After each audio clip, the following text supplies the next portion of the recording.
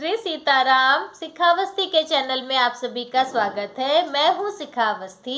आज हम सभी लोग कार्तिक माह महात्म्य के 31वें अध्याय को सुनेंगे।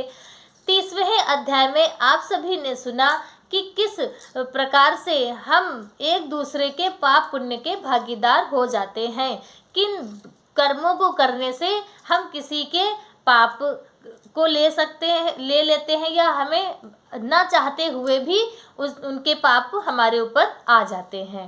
तो अब 31वें अध्याय में हम सभी लोग सुनेंगे कि किस प्रकार से एक महापापी धनेश्वर नामक व्यक्ति जो कार्तिक माह के पुण्य कर्मों से उसका उद्धार होता है और उसका कल्याण होता है। तो अब हम सभी लोग 31वें अध्याय को सुनेंगे। अध्याय को हम प्रारंभ कर रहे हैं। अपने अपने गुरुदेव भगवान गणेश भगवान और नारायण भगवान का स्मरण करके अध्याय को सुनिए। 31वां अध्याय। भगवान कृष्ण जी बोले, प्राचीन काल में उज्जैन में एक महापापी और दुरात्मा धनेश्वर नामक ब्राह्मण रहता था। वह रस, चमड़ा और कंबल आदि का व्यापार करता था। वह वैश्यागामी और मद्यपान आदि बुरे कर्म प्रतिदिन करता रहता था। चूंकि वह रात दिन पाप में ही रत रहता था, इसलिए वह व्यापार में नगर नगर इधर उधर घूमता रहता था।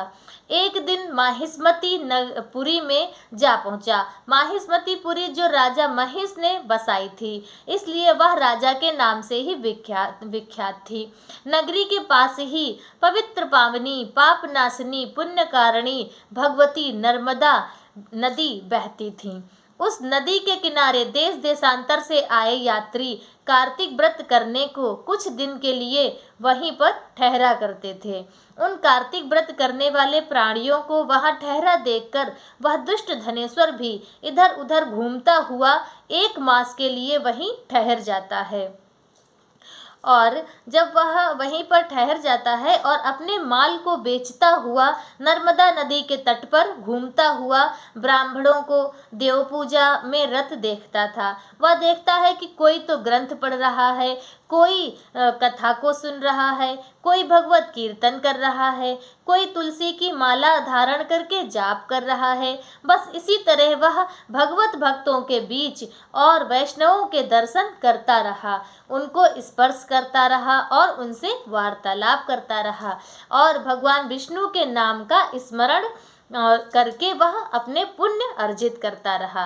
वह कार्तिक के व्रत की उद्यापन विधि तथा जागरण को भी देखता रहा। उसने पूर्णिमा के व्रत को भी देखा कि व्रती ब्राह्मण तथा गौओं को भोजन करा रहे हैं, उनको दक्षिणा आदि भी दे रहे हैं। उनसे नित्य प्रति भगवान शंकर की प्रसन्नता के लिए होती दीपमाला भी देखी। त्रिपुर नामक राक्षस के तीनों पुर को शंकर जी ने इसी तिथि को जलाया था, इसलिए शिव जी के भक्त इस तिथि को दीपोत्सव मनाते हैं। जो मनुष्य मुझ में और शंकर जी में अंतर मानता है, भगवान कृष्ण जी कह रहे हैं कि जो मुझ में और शंकर जी में अंतर मानते हैं, उनकी समस्त क्रियाएं, समस्त पुण्य फल निष्फल होते हैं और उनके निष्फल हो जाते हैं। धनेश्वर वहाँ की पूजा विधि देखता हुआ इधर उधर घूमता रहा और उसे एक दिन काले सर्प ने काट लिया और वह भूमि पर गिर पड़ा। उसकी यह इस दशा को देखकर वहाँ के दयालु भक्तों ने उसे चारों ओर से घेर लिया और उसके मुंह पर तुलसी दल मिश्रित जल के छींटे देने लगे। और जब उसके प्राण निकले तो यम के दूत उसे बांधकर कोड़ों से मारते हुए यमपुरी लेकर आए। उसे देखकर चित्रगुप्त ने यम से कहा कि इसने बाल्यकाल से लेकर आज तक बुरे काम ही किए हैं। इसके जीवन में पुण्य तो लेस मात्र भी दिखाई नहीं दे रहा है। यदि मैं पूरा 1 वर्ष आपको इसके कर्मों को सुनाता रहूं तो पूरा इसके पापों की सूची समाप्त नहीं होगी। यह बहुत ही महापापी है, अतः इसको 1 कल्प तक घोर नरक में डालना चाहिए। चित्रगुप्त की बात सुनकर यमराज ने बड़े क्रोध में आकर उसे अपना काल नेमि के समान भयंकर रूप दिखाते हुए अपने अनुचरों को आज्ञा देकर कहा कि हे प्रेत सेनापतियों, इस दुष्ट को मुग्दरों से मारते हुए कुंभीपाक नरक में डाल दो।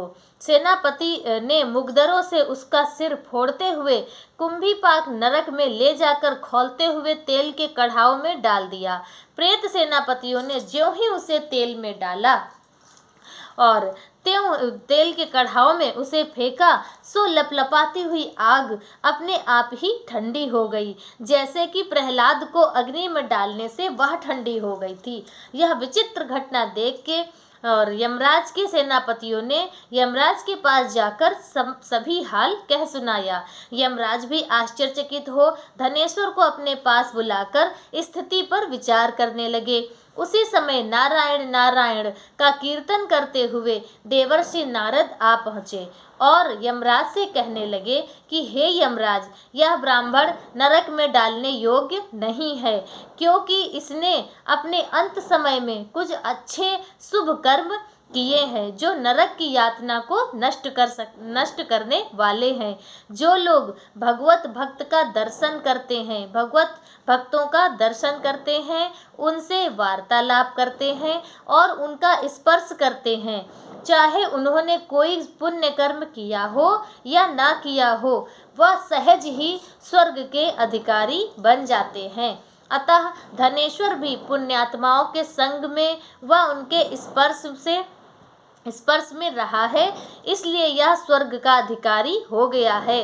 अतः यह पुण्यात्मा है, इसे यक्ष योनि दो और केवल इसे पाप भोग करने वाले नरक दिखा दो। भगवान शंकर ने कहा कि जब नारद जी ऐसा कहकर चले गए तो धनेश्वर को पुण्यात्मा समझते हुए यमराज ने दूतों को उसे नरक दिखाने की आज्ञा दी। और इसी तरह 31वां अध्याय संपूर्ण हुआ। तो आप सभी ने सुना कि किस प्रकार से कार्तिक मास में, सिर्फ कार्तिक मास में उसने धनेश्वर ने कोई भी शुभ कर्म किए नहीं, बस शुभ कर्मों को होते हुए उसने देखा तो वह उसने इतने पुण्य अर्जित कर लिए कि उसके समस्त पाप नष्ट हो गए, उसे नरक भोगने नहीं पड़े, सिर्फ उस नरक के दर्शन उसे कराए गए।